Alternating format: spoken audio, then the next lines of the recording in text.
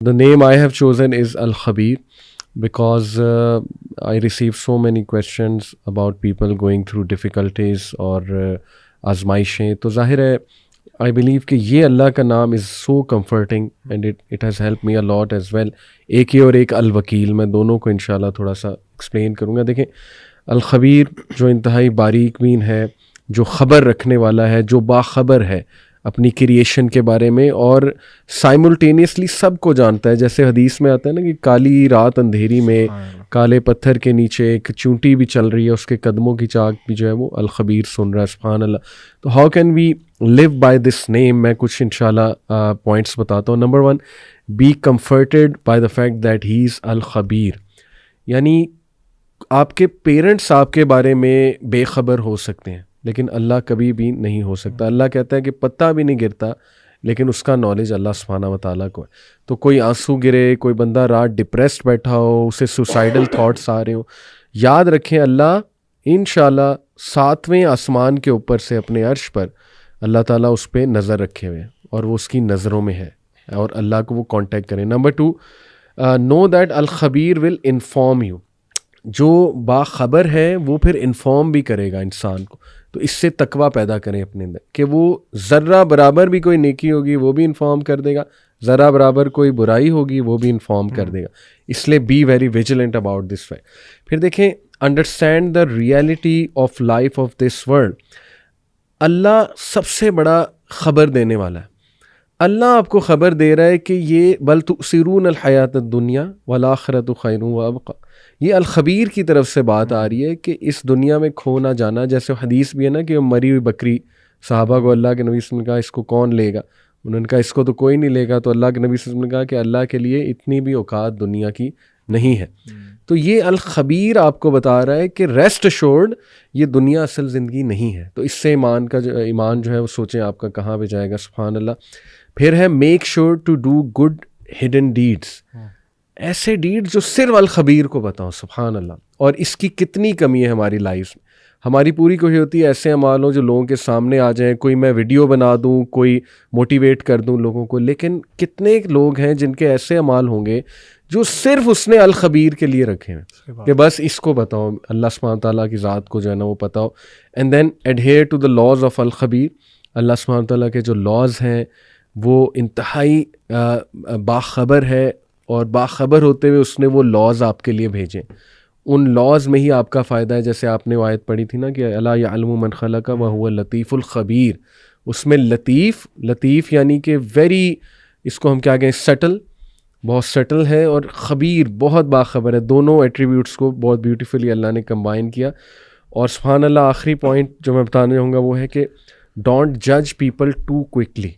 अल्लाह ताला जो है ना वो ख़बर जिस तरह से रखता है तो उस ख़बर के पीछे बहुत नॉलेज है, उसके पीछे बड़ा डाटा है, एविडेंस है, प्रूफ है. तो ये सब के लिए देखें ना, you should be like all Khabir in your real life. Although हम वो लेवल तो नहीं अचीव कर सकते, पर अल्लाह के नामों को प्रैक्टिकली तो हमने इम्प्लीमेंट करना है. ये प्रिंसिपल्स के लिए, कोऑर्डिनेटर्स के लिए, CEOs के लिए, सब के लिए कि नज़र रखें, लेकिन they must have a very good data.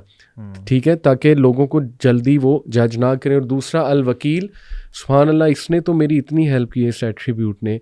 The disposer of affairs, हज़रत यूसुफ की मिसाल कि बस वो अल्लाह कहता है कि मैं अल-वकील हूँ, मुझ पे छोड़ दे, सब कुछ मैं संभाल लूँगा. तो मेरे लिए तो ये 2 एट्रीब्यूट्स जो है ना, सुभान अल्लाह, अमेजिंग. आपके लिए और आपके लिए क्या अल्लाह के ख़ास एट्रीब्यूट? अली भाई, मेरे दिल के करीब 2 नाम है अल्लाह ताला के बहुत ज़्यादा, अल-हकीम और अश-शकूर. सुभान अल्लाह. आपको जो सवाल आते हैं उनमें भी ऑडियंस का सबसे बड़ा मसला ये होता है कि मेरी ज़िंदगी में जो मामलात हो रहे हैं मुझे नहीं पता क्यों हो रहे हैं, जो हमने बहुत ज़्यादा डिटेल में डिस्कस भी कर लिया. अल-हकीम मीन्स कि अल्लाह ताला इज़ ऑल वाइज, यानी अल्लाह ताला की विजडम जैसी विजडम किसी और की नहीं है. बेशक. और जो अल्लाह ताला के फ़ैसले हैं वो परफेक्ट फ़ैसले हैं, आपको पसंद आए या ना आए.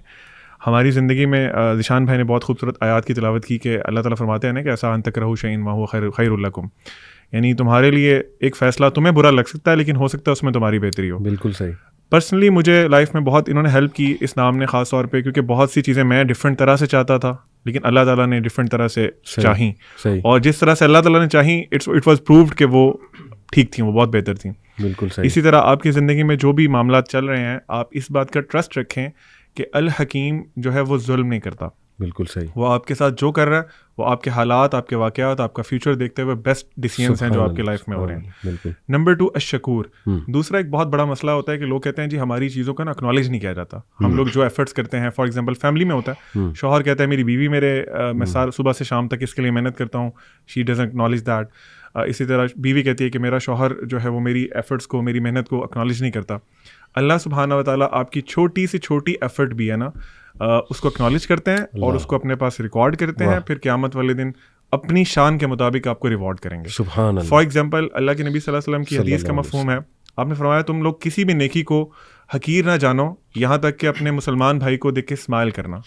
ایک اور حدیث میں کچھ اس طرح فرمایا کہ ایک جو رسے سے جو کانٹے دار اگر کوئی چیز پڑی ہوئی ہے نا اس کو ہٹانا بھی ایک بہت بڑا نیکی کا کام ہے. بالکل ایسی. سو دا پوائنٹ از اللہ سبحانہ و تعالیٰ آپ کی ہر ایفرٹ کو, آپ کے ہر آنسو کو, آپ کی ہر اسٹرگل کو بالکل اکنالج بھی کرتے ہیں, اور ان جیسا اکنالج کوئی نہیں کرتا. دیٹ از الشکور. زبردست, ماشاء اللہ ماشاء اللہ. علی بھائی میرے لیے جو اللہ تعالیٰ کا ایک نام ہے الرزاق, وہ بہت امپاورنگ ہے, کیونکہ اس پہ میری اپنی حج کی ذاتی پرسنل سٹوری ہے. میں نے 2016 کی بات ہے, میں مختلف اسکول میں وزٹنگ جابس کر رہا تھا, تو میرے والد صاحب نے رحمہ اللہ بہت انسسٹ کیا کہ کوئی انویسٹمنٹ کرو, پلاٹ میں انویسٹمنٹ کرو, پیسے ضائع کرتے رہتے ہو, اڑاتے رہتے ہو. آپ کو پتہ ہے والدین کو تو فکر ہوتی ہے. تو میں نے جو ہے مجھے تھا کہ میرے لیے سب سے بڑی سیونگ جو ہونی چاہیے نا وہ حج کے لیے ہونی چاہیے. خیر مجھے اب میں بڑی ڈائیکاٹمی میں تھا, ابو کی بات مانوں, دنیا کے لیے انویسٹ کر دوں یا حج کے لیے انویسٹ کروں, وہ فریضہ ہے. اچھا میرا رجحان زیادہ مائل ہو رہا تھا کہ شاید مجھے پہلے حج کر لینا چاہیے, لیکن میں ایک ڈائیکاٹمی میں آ گیا کہ والد صاحب کی بات مانوں یا یہ کروں. تو میں ہمارے ٹیچر ہیں شیخ انس, ان کے پاس گیا.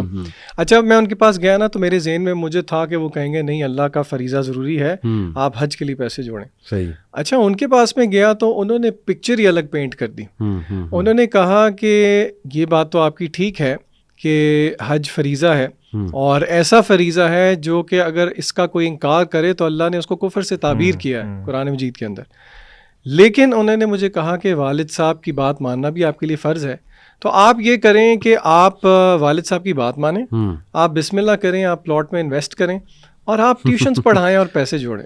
میں نے کہا شیخ صاحب میں پہلی بات تو یہ ہے کہ میں سرکاری حج نہیں کر سکتا کیونکہ اس میں چھٹیاں, اب تو یہ 20 دن والا سلسلہ ہو گیا, اس میں چھٹیاں بہت ہوتی ہیں. میری جاب نیچر اس طرح کی میں 40-50 دن نہیں افورڈ کر سکتا, اور پرائیویٹ حج بہت لاکھوں میں ہوتا تھا, اور ٹیوشن سے کتنے پیسے جمع ہو جاتے ہیں. اب اسکول گوئنگ ہیں, سیلریز ہیں, اتنی سیونگ کون کے. انہوں نے کہا نہیں آپ میری بات مانیں, اللہ تعالیٰ آپ کی اس چیز میں برکت ڈالے گا اور آپ کے لیے اسباب پیدا کرے گا.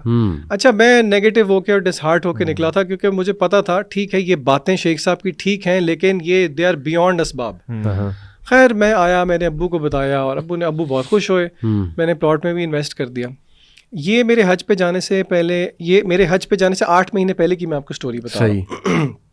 اللہ نے ایسی برکت ڈالی, آپ یقین کریں کہ میری ٹیوشنز کا سلسلہ لوکل سے انٹرنیشنل ہو گیا. اچھا.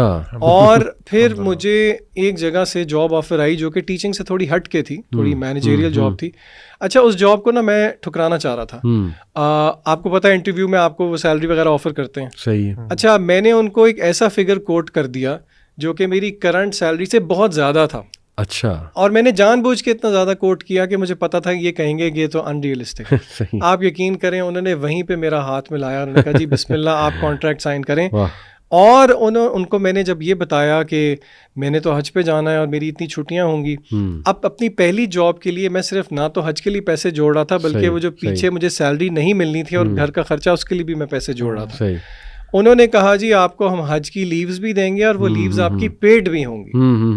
تو یعنی کہ میرے لیے یعنی کہ اٹ واز بیونڈ انڈرسٹینڈنگ کہ ایک سیلریڈ بندہ جو ہے وہ اتنے لاکھ جوڑ کے اس طرح کا حج کیسے کر لے. تو دیکھیں اللہ وہی والی بات کہ اللہ تعالیٰ پھر ایسی جگہوں سے دیتا ہے کہ یرزقہ من حیث لا یحتسب. تو میرے لیے یہ ذاتی انسیڈنٹ جو ہے نا وہ بہت امپاورنگ ہے کہ اللہ دیکھیں کیسے الرزاق ہیں اور رزق دینے والا ہے.